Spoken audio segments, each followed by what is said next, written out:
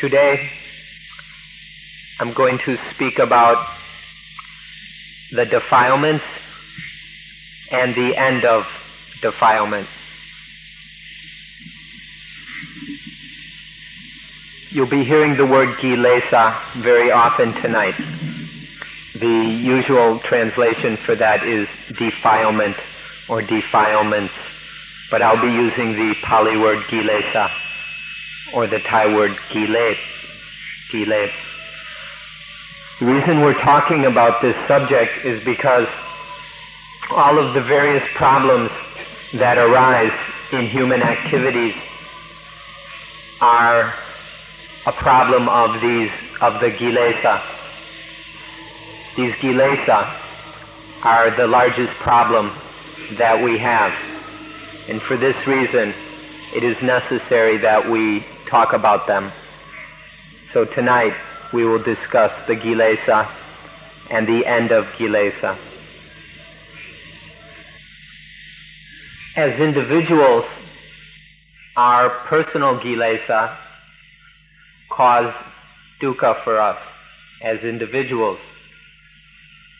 Collectively, the kilesa of all the people in the world cause dukkha for everyone and for the world.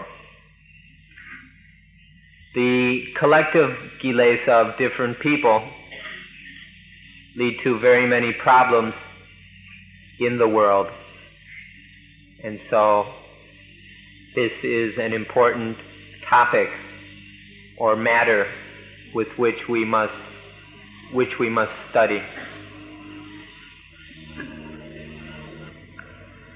The Pali word kilesa literally means unclean thing or dirty thing or things that lead to dirtiness, filthiness, uncleanness. The meaning of kilesa are things that take the mind from its original ordinary state or interfere with that state. The kilesa are things that disturb and disrupt the mind, that lead to wrongness or incorrectness of the mind and in the things that the mind does. The kilesa, in the fact that in this taking the mind out of its original ordinariness and in leading the mind into wrongness and leading to wrong actions and wrong thinking, this causes dukkha. Now, most of us don't like dukkha and want to get rid of it, but we don't give much attention to the origin of dukkha, the cause of dukkha, which are the kilesa. And so we are not very successful at eliminating dukkha. And so we need to take a good look at the kilesa. Vipassana or vipassana is a way to study and see the kilesa clearly.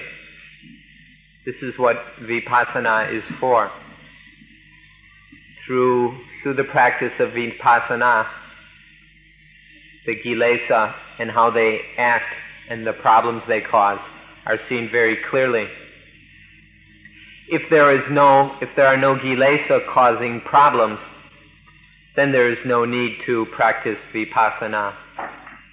So this has to be understood correctly if one is going to practice any form of vipassana. If there is no problem of dukkha, then there is no point in practicing vipassana. The only reason for practicing vipassana is to cut off or dig out the root cause of dukkha. So understand this very clearly. The proper or the reason for practicing vipassana. We should look on a very deep level in order to see the origins of the kilesa, in order to be able to deal with them and thereby eradicate dukkha. So on this level, I'd like you to look more deeply until you see the causes or the roots that give from where the kilesa come from. And these we call the instincts. So look very deeply at the instincts, which is where the kilesa arise. In Pali, there is the word sanchatayan or sanchatayana, which we translate instincts. Sanchata means self-arisen or born of themselves, and yana means knowledge. So sanchatayan is knowledge that is self-born or born of itself, meaning this is kinds of knowledge that arise independently of teachers or of any instruction. It is knowledge which arises on its own. So this is what we mean when we use the English word instincts, knowledge that arises on its own. All living things, all animals and plants, must be accompanied by these instincts. Without the instincts, nothing could maintain itself, nothing could keep itself alive. The instincts are absolutely necessary for all forms of life. This must be understood from the beginning. No one should misunderstand that we are trying to get rid of or eliminate the instincts.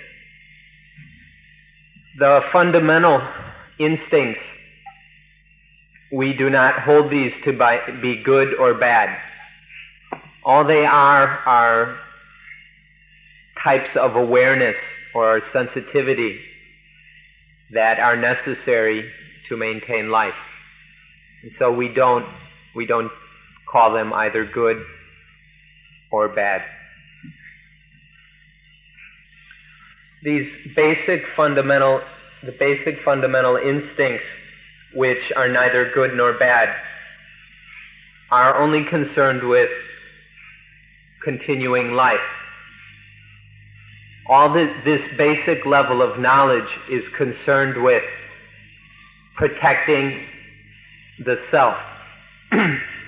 There is a basic instinctual awareness of a self, and then these instincts do what must be done to maintain this self as a living thing.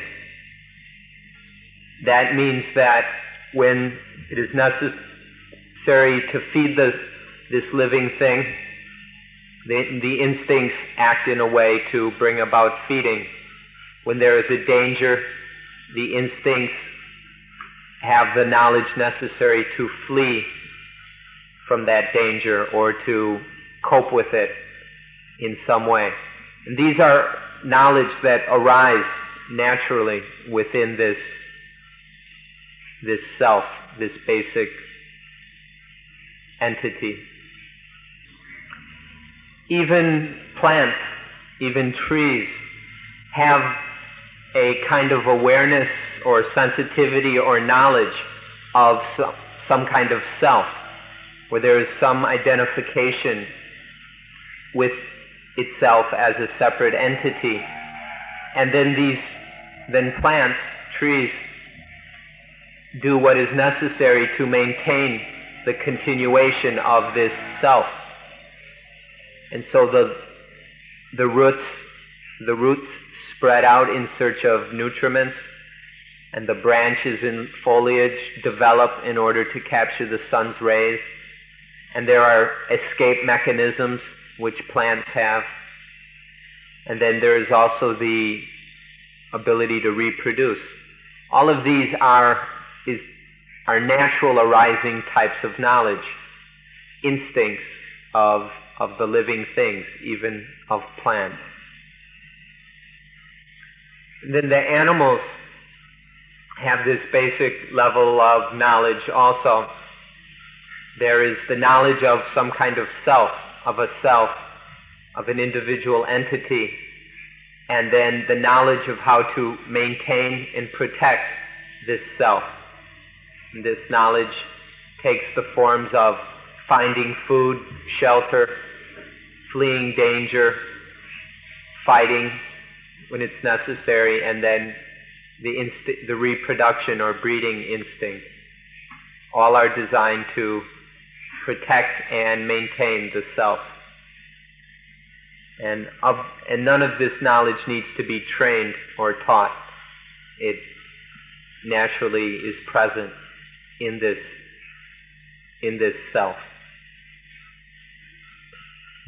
Then we come to people, and in people there is this self instinct. There is the I, the me. And so people also have this instinctual, basic, fundamental knowledge related to the protection, the maintenance, and the development of this self.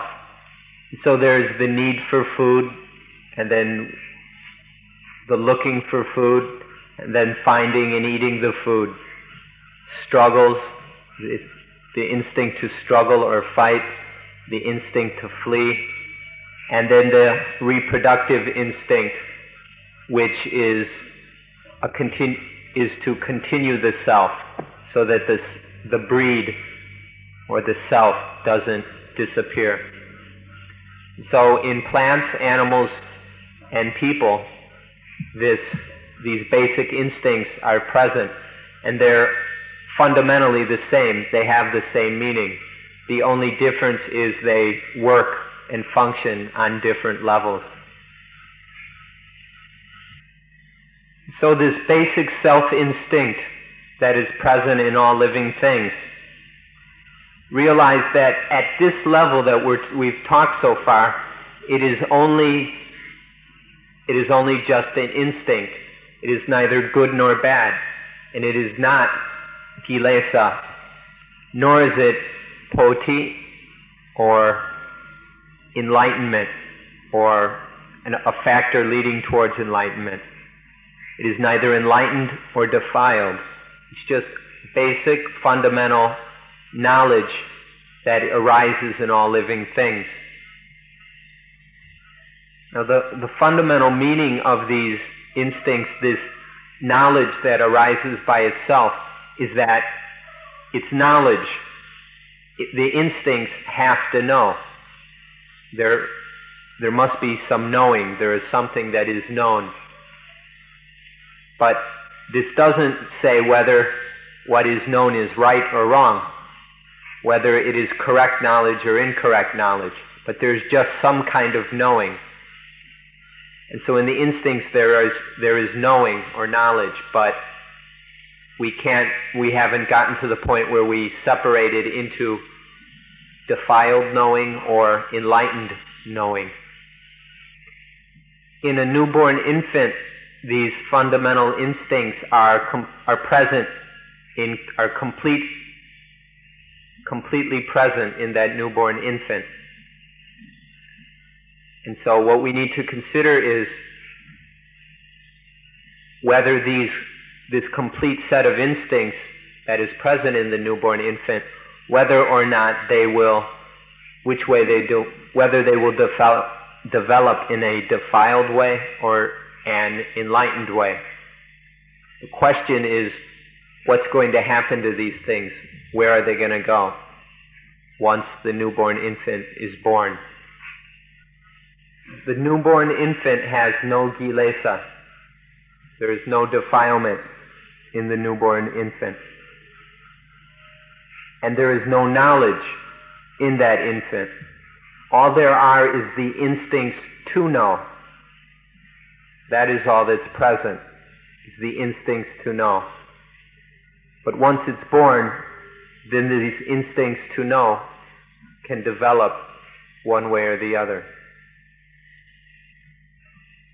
Just 2 or 3 days after birth, the eyes, ears, nose, tongue, body, and mind, i.e. the sense organs, the sensory apparatus of that infant begin to work and function. And as they begin to work, then they will make contact with external sense objects. And then there begins to be knowledge of these external sense objects. Through this contact that arises, then there is feelings about that contact. And then the knowledge, the basic instinct toward knowledge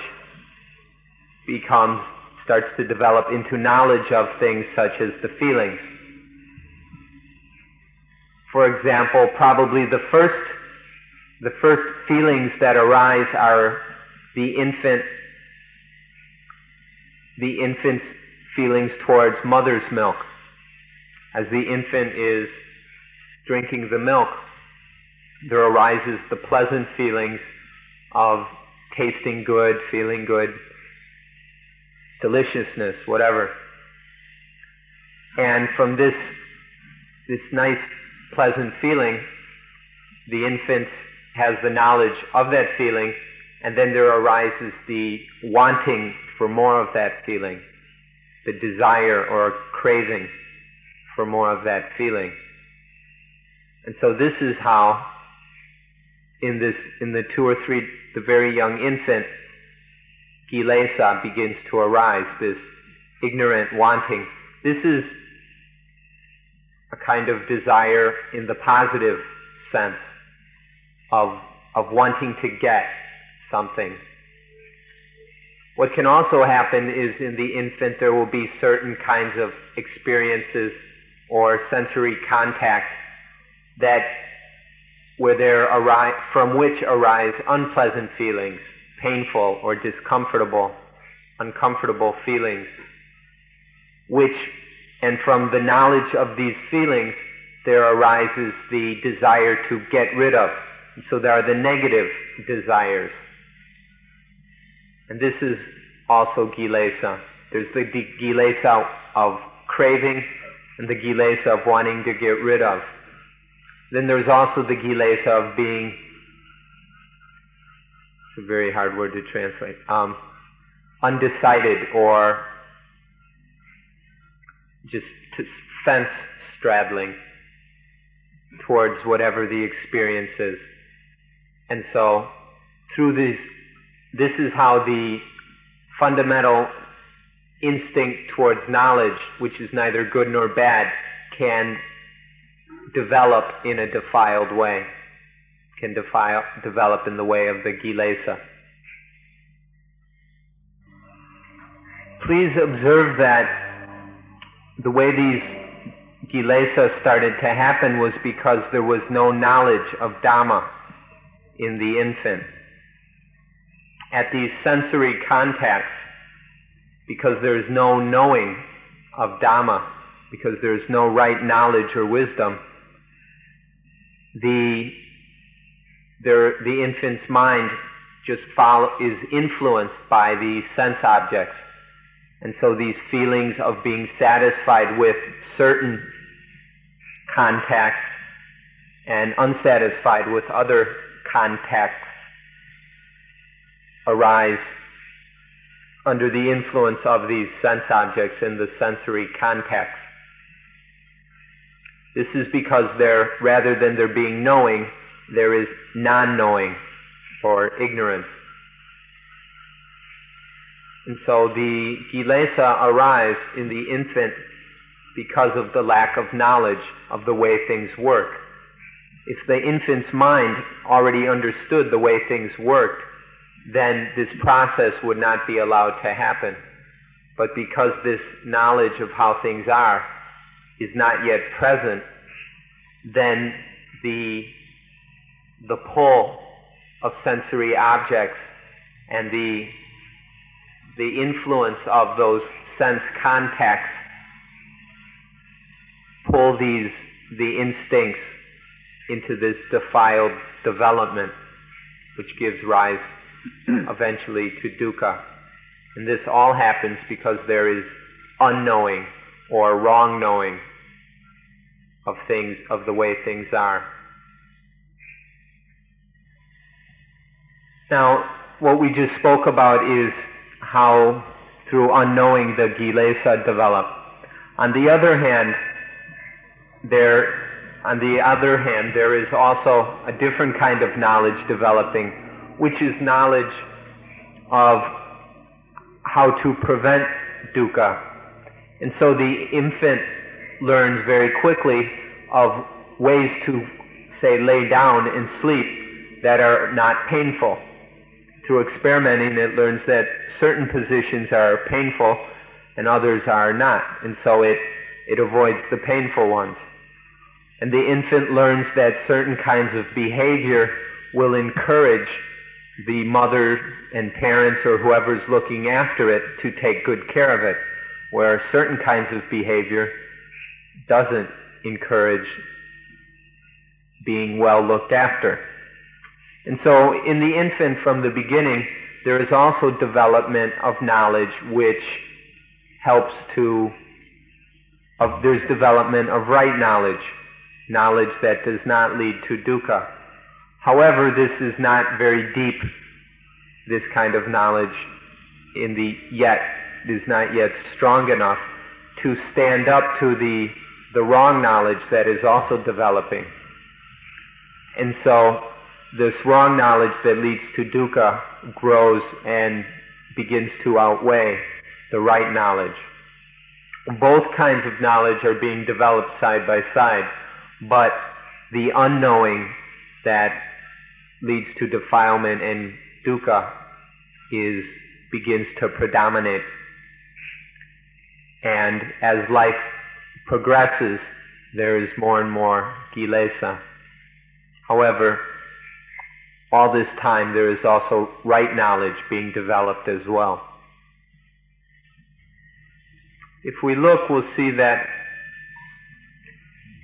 there is the evolution, this evolutionary process which is going on, tends towards kilesa because this kind of development is easier. And the evolution in the way of enlightenment or poti happens to a lesser degree because it's more difficult. And so this evolution in a defiled way happens more often because it happens more easily. And so in the infant there is more development of kilesa than poti. It's an interesting fact that when there is strong desire, when this wanting arises in a strong way through the power of ignorance or the influence of ignorance, once there is the wanting, the desire, the craving, then there follows the thought or feeling that there is some kind of I. It's interesting that the I who wants arises after the wanting. But because of this strong wanting, then there arises the feeling of an I, that there is an I who desires. And then this feeling develops into the birth of a self. If you look deeply at this matter, you'll see that this arising of this feeling of some I who desires, that this happens in the mind. It's a mental phenomena. It has no physical basis. There's no physical reality to it. It only happens in the mind. So this feeling of I and then the birth of a self that happens, this all happens in the mind. And there is no true reality to it. So this, if we understand this, this shows the truth of anatta, non-self, or selflessness. Shows that this I that we all believe in is purely an illusion, because it only happens in the mind. It's not really there or anywhere. So we have to see that whenever ignorant wanting, whenever ignorant craving arises, that then this feeling of an I follows. Whenever there is the ignorant wanting, there is the ignorant wanter, the I that craves. This happens every time, whether in the infant or the developing child up to now in all of us adults. It works the same way. First there is ignorant wanting, and then there is the I who wants. So we need to see this. So once this process of craving, of ignorant wanting, develops into the I that wants, then there is the self, and from the self arises selfishness. And this is where our real problems really begin, with this selfishness that arises out of the self. And this selfishness is the true cause of the kilesa. In the young infant, where there was just the basic instincts, and there was no attachment and grasping after pleasant feelings, or running away, trying to avoid unpleasant feelings, or confusion about uncertain feelings, then there was none of this unwise, ignorant wanting arising. And so then there was none of that idea of a self, and then the birth of a self. So these weren't happening, there was no selfishness. But as this process begins to happen more frequently, then the self is happening more and more often, and then there is more and more selfishness. And once there is selfishness, there is all sorts of defiled activity. There's an easy way to recognize the different kinds of kilesa. When there is a satisfying or lovely or pleasant feeling, there arises the kilesa of lust or greed towards that pleasant vedana, that pleasant, lovely, satisfying, likable feeling. When there is an unpleasant, unsatisfying, dislikable, ugly feeling, there arises the kilesa of hatred or anger.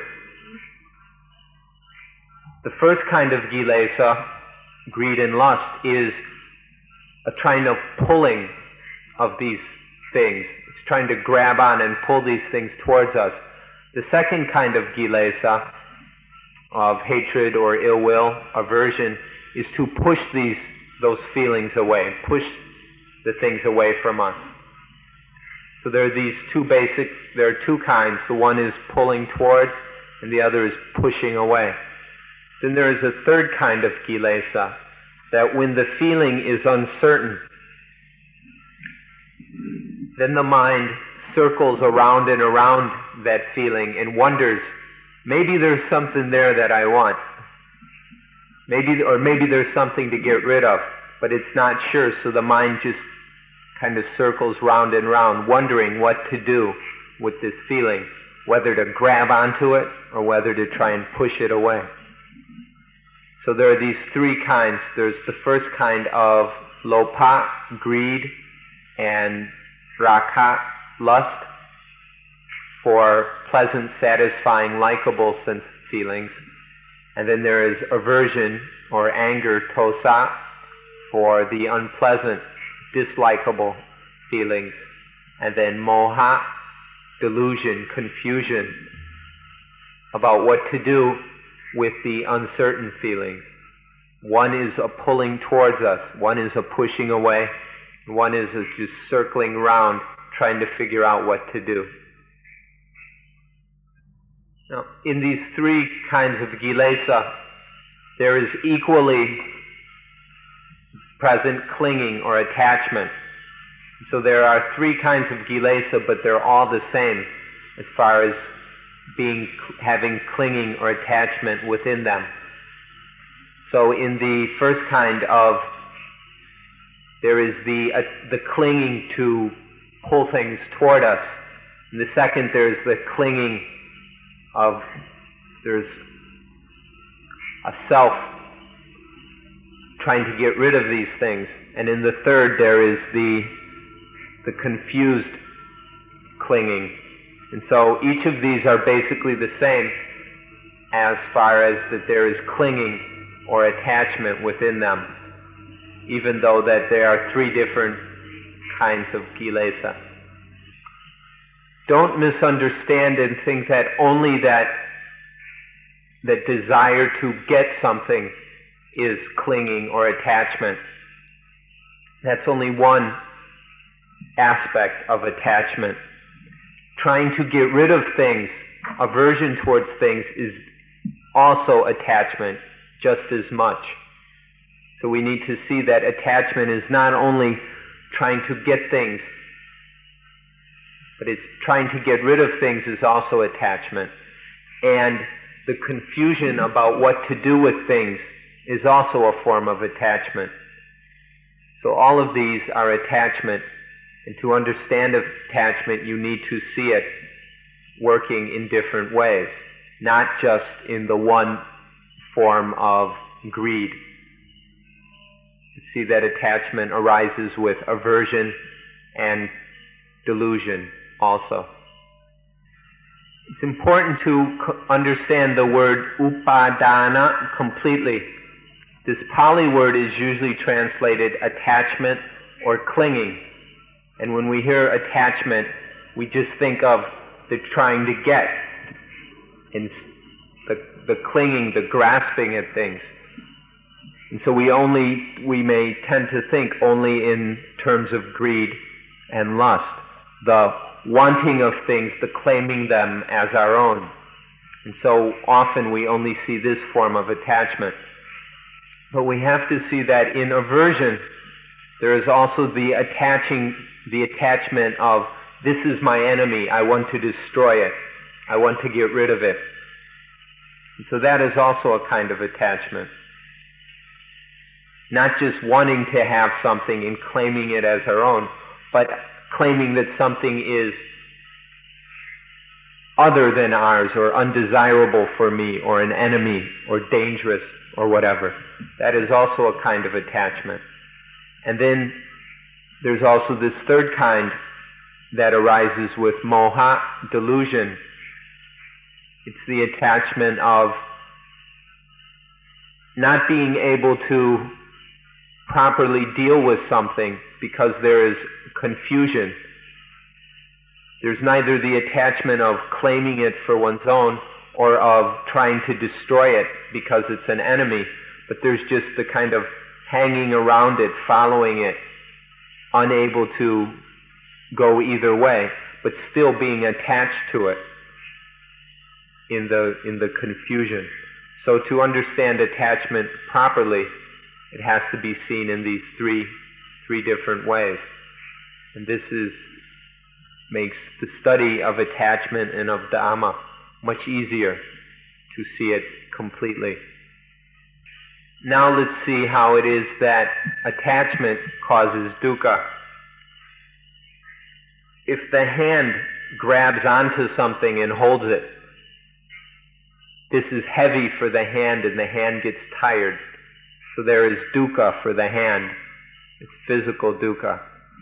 So there's a heavy hand. This is when the hand grabs onto something. When the mind attaches or grasps or clings to something, then that is heavy for the mind. So it's a heavy mind, and that is dukkha. So on the one hand, there's the physical heavy hand, which is dukkha, and for the mind there is the mental dukkha of when the mind grabs onto something and has that weight or burden. With possessions, fame, our reputation. All of these, as soon as the mind goes and attaches to them, they're instantly heavy. They're instantly burdensome for the mind. And so even the body, if it's attached to, becomes a burden. Or anything that we own, as soon as we attach to it, it becomes a burden. And even the self, this idea of a self, that instinctual idea of a self, that is originally neutral, as soon as the mind attaches to that, then that becomes a burden. So even the instincts can become burdensome when there is attachment to these things. So every time the mind grabs onto something, then there is heaviness, which is dukkha. So whether it's a hand grabbing onto something or the mind grabbing onto something, whenever there is grabbing, clasping, clinging, or attachment, there is heaviness, and heaviness is always dukkha. Now we can see that some of the time there is attachment to things that we oughtn't attach to, that there's no reason for clinging to them. So this is completely ignorant attachment. And a good example of this is birth, old age, illness, and death. There's no reason to go and attach to these things. They're just natural processes which arise. And so they just happen.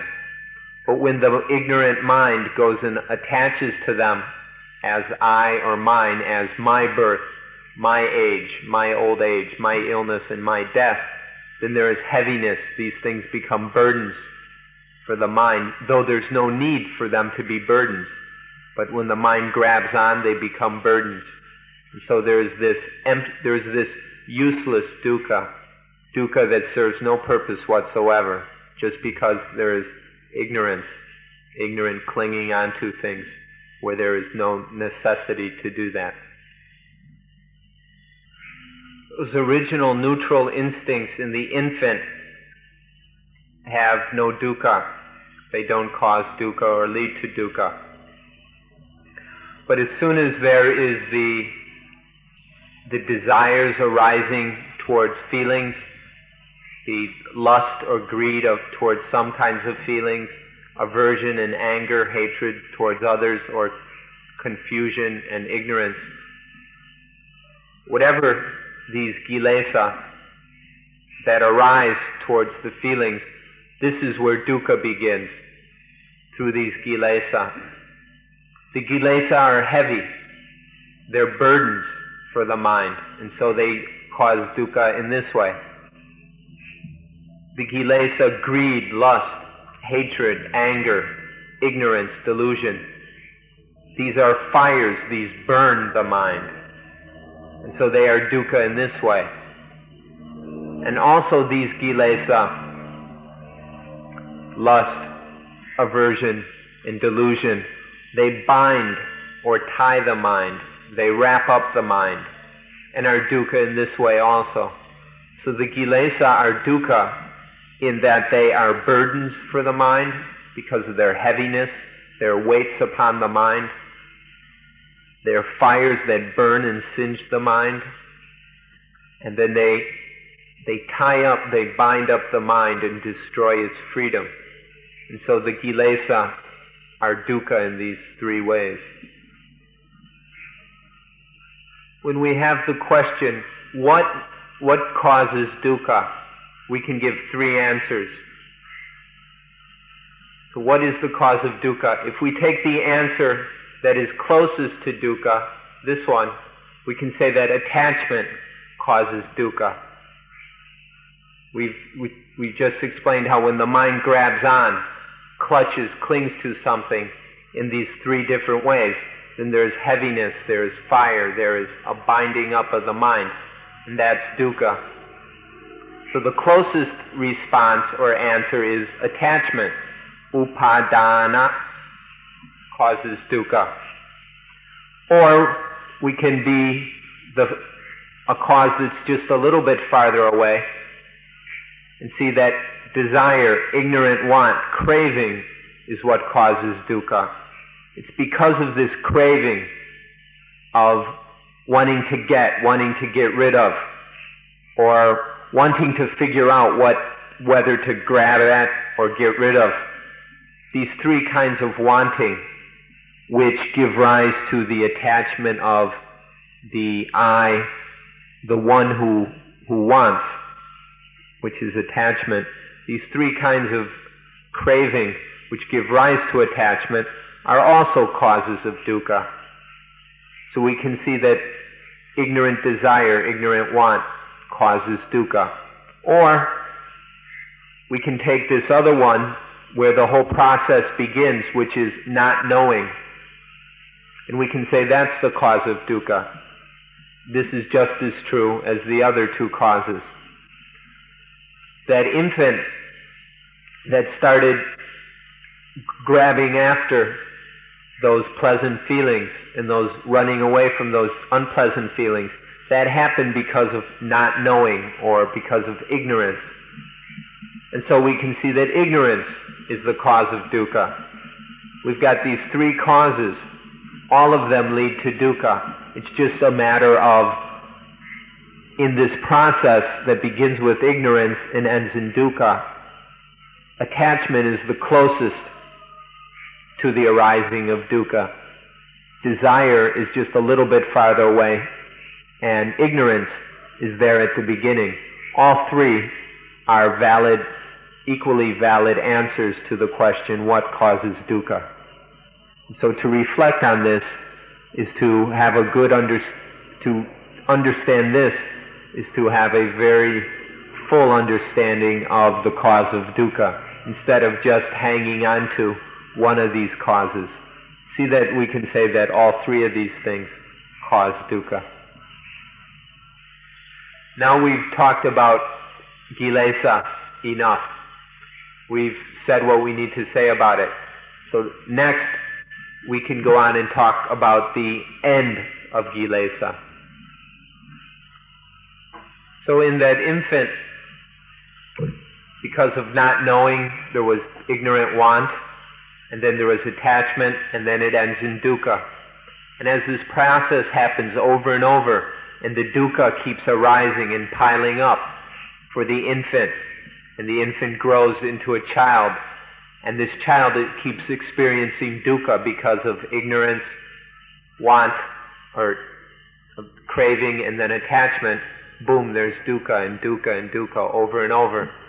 And as the child experiences this dukkha and learns about dukkha and begins to see it, then it begins to realize, I can't take it anymore. I can't stand this dukkha. I can't put up with it. It's too much.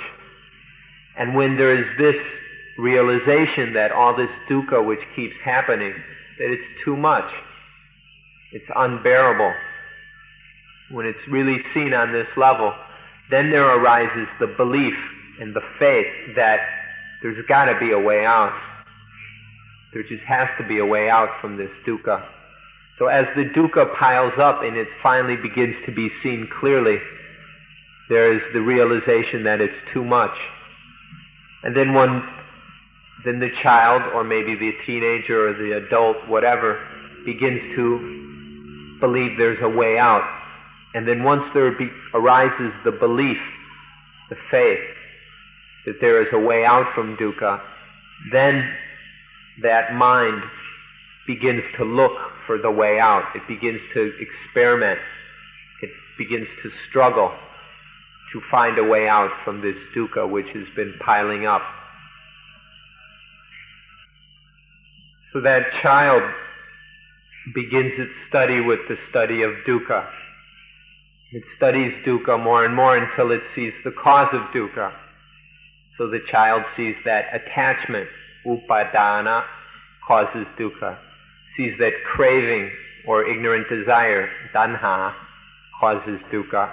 And sees that avijja, not knowing, ignorance, causes dukkha. And then when the child sees these causes of dukkha, it realizes the way to be free of dukkha is to get rid of these, to destroy these causes of dukkha. And so then the child continues to study in search of a way to destroy these causes of dukkha. And through this deeper and deeper study into dukkha and its causes, there comes the understanding of the wheel of life, of this process beginning with ignorance that leads to dukkha. And as this is understood, or we can also say through the understanding of itapajayata, the law of this, because this is, because this becomes,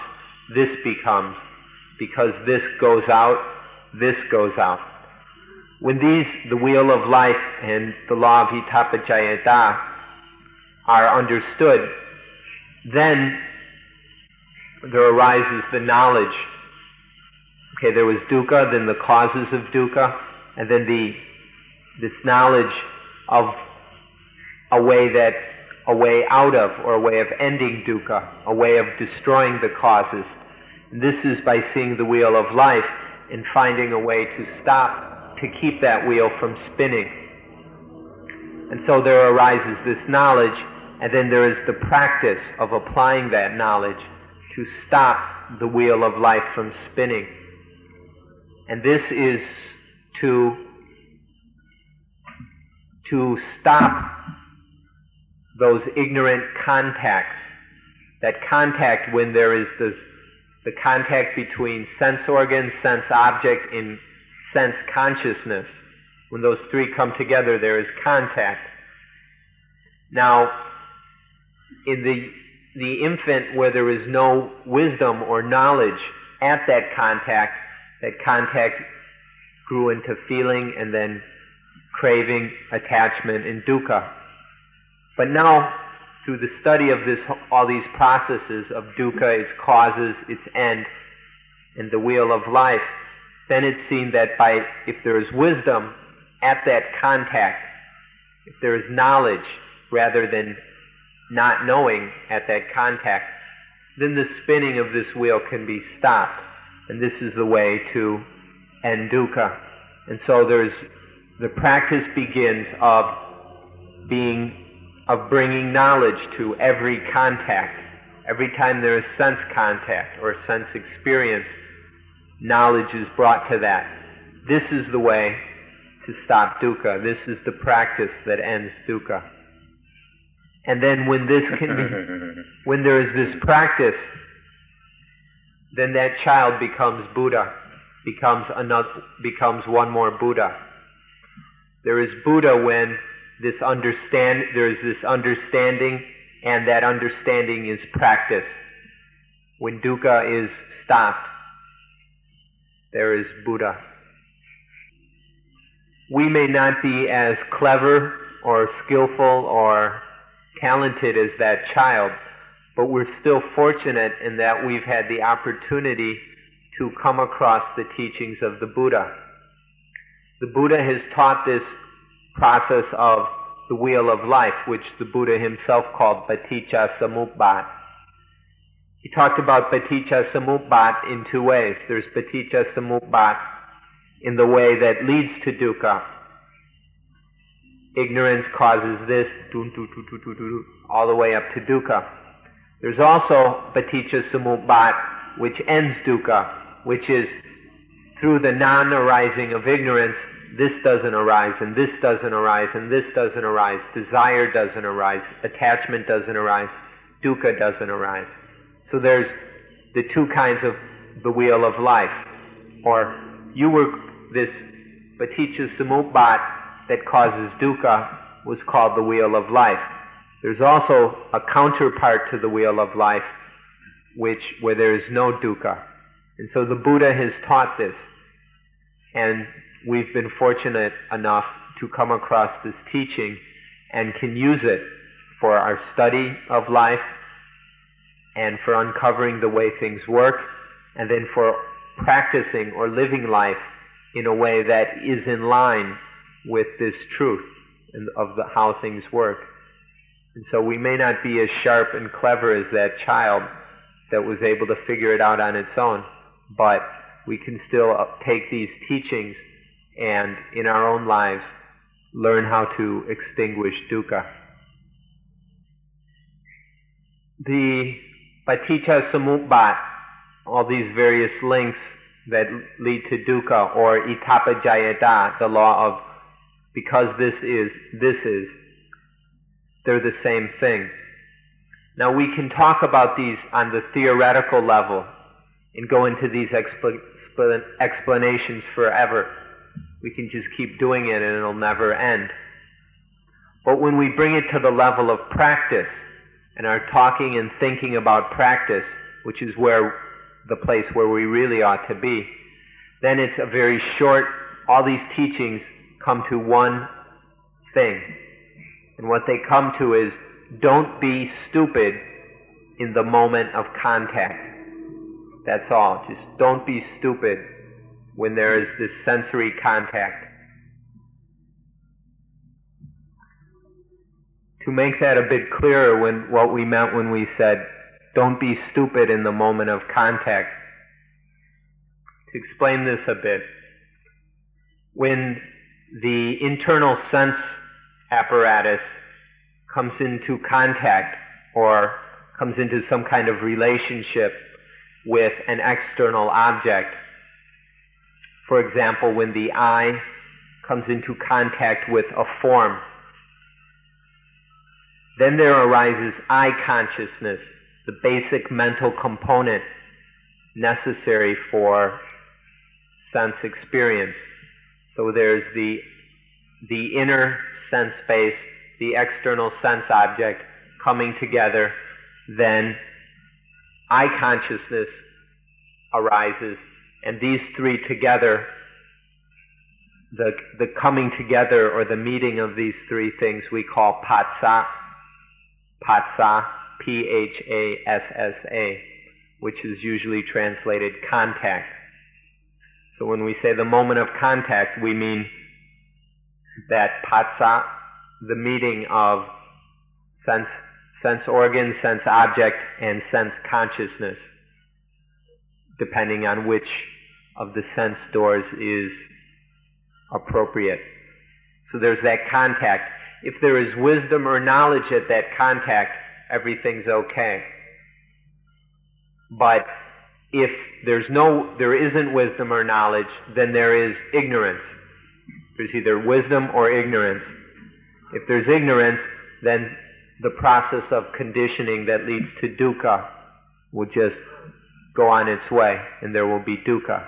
But if that contact is governed by wisdom, if there is wisdom there to keep it under control, to keep it in line, then there's no dukkha. This is what we meant by saying, don't be stupid at the moment of contact. Now, the way to not be stupid in the moment of contact, and the ability to not be stupid, can be developed through vipassana, through clear seeing. In particular, through the development of the practice of mindfulness of breathing. This is because mindfulness of breathing develops the mental skills and abilities which allow one to not be stupid at that moment of contact.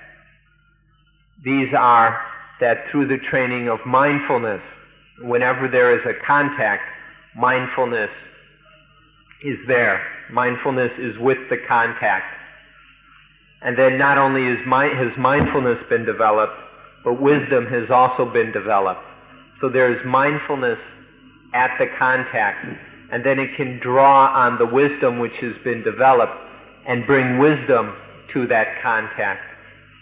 And so now we have contact that is both mindful and wise. Now the wisdom that has been stored up is incredibly large, but this is just one specific contact, and so only wisdom that is specific to that contact need be applied. And so of the wisdom which has been developed, a small portion of it is used and applied in this very specific instance, and that we call sampajanya, or wisdom in action. So there's this, because of mindfulness, wisdom is drawn upon and applied as sampajanya, wisdom in action. And then if this application of wisdom doesn't have enough energy, strength, or power, then samadhi, which we're also developing through mindfulness of breathing, that samadhi provides the necessary energy or power or strength to allow the wisdom to do its job. So these four things, sati, mindfulness, panya, wisdom, sampajanya, wisdom in action, and samadhi, are developed through the practice of mindfulness of breathing. And then through these four things, these four abilities of the mind, these skills, are brought into play at each sense contact. And that's how we can be not stupid at the moment of contact. And so when there is wise contact through the working of these four dhammas, these four things, then there's no way that dukkha can arise. Because when there is wisdom at the moment of contact, then there doesn't arise the ignorant feelings of not liking this or of liking that or of being confused.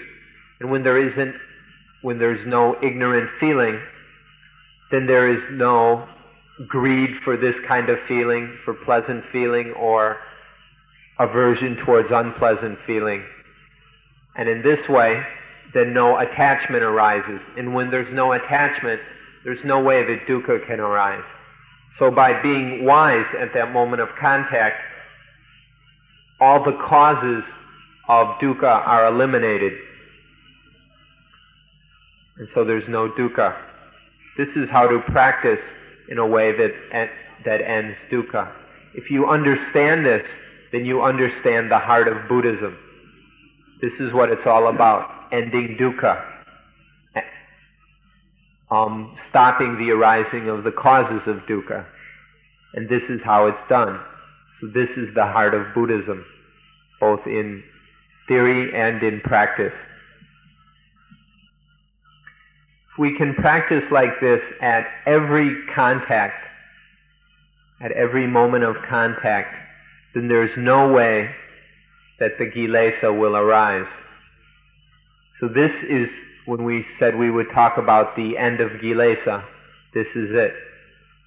By being wise through the application of mindfulness, wisdom in action, using the strength of samadhi, then all these contacts will be governed by wisdom, and then the kilesa have no way of arising. So this is the end of kilesa, by the application and practice of this knowledge.